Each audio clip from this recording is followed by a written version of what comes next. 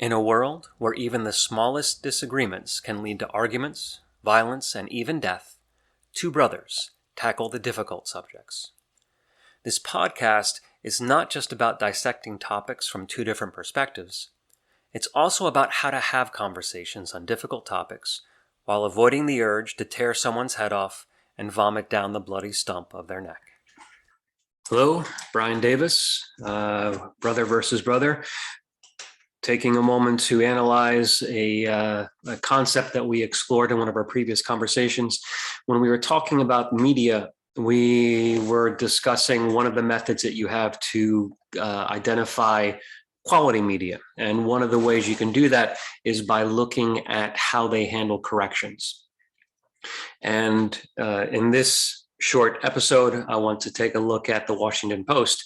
In a previous episode, I was pointing out some of their shortcomings, and this one I want to celebrate something that they're doing well, and that is in particular how they handle their corrections. All right, so for those that don't have the video, we have a screenshot of an article.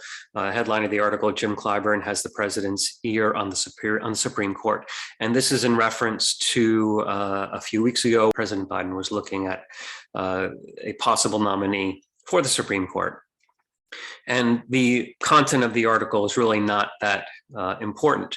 What is at the top of the article, you have the headline, you have the authors, you have the date at which it was written.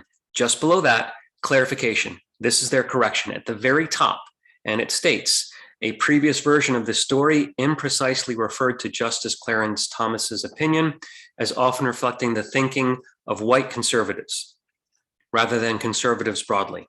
That reference has been removed.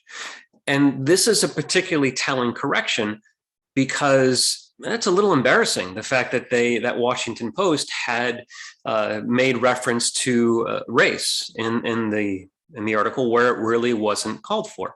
And so not only did they make the correction, not only is the correction the very first thing you see in the article, but it's a particularly embarrassing correction. And it'd be much easier for them to try and make the correction quietly and then not make any reference to it whatsoever.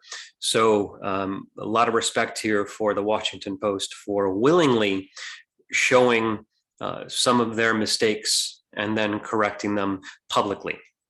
And you'll see that it's not often that some of these media sites, media sources will go ahead and make corrections at all, let alone acknowledge them near the top, where it's hard to miss the correction. So using this as a reference, find your content from sites and sources that are willing to publicly correct and acknowledge their mistakes, especially embarrassing ones like this. Thank you. We hope you learned something in this episode of Brother versus Brother, a podcast about difficult conversations.